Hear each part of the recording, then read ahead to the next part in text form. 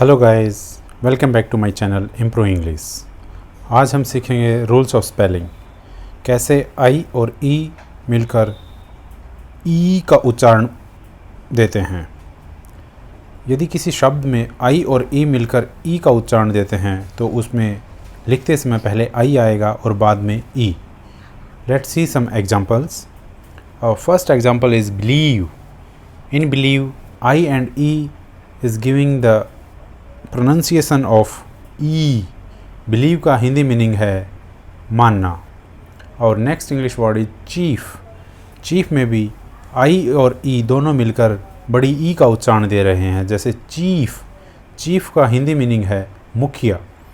और next English word is grief. Grief में भी आई और ई दोनों मिलकर बड़ी ई का उच्चारण दे रहे हैं, जैसे ग्रीफ। ग्रीफ का हिंदी मीनिंग है शॉक। और नेक्स्ट इंग्लिश वर्ड इज नीस। नीस में भी आई और ई दोनों मिलकर बड़ी ई का उच्चारण दे रहे हैं, जैसे नीस। नीस का हिंदी मीनिंग है भतीजी।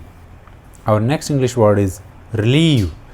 रिलीव में भी आई और ई दोनों मिलकर बड़ी ई का उच्चारण दे रहे हैं, रिलीव। रिलीव का हिंदी मीनिंग है छोड़ना। और next English word is seize.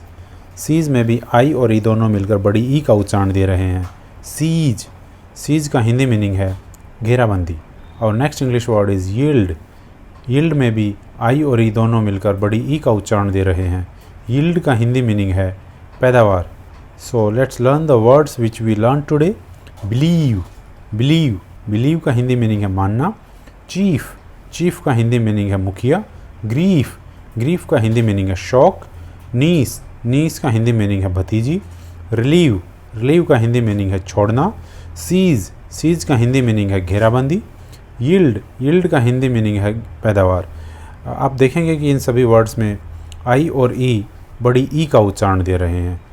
Thank you guys for watching my videos. Please share, like and subscribe for getting more videos. Thank you so much.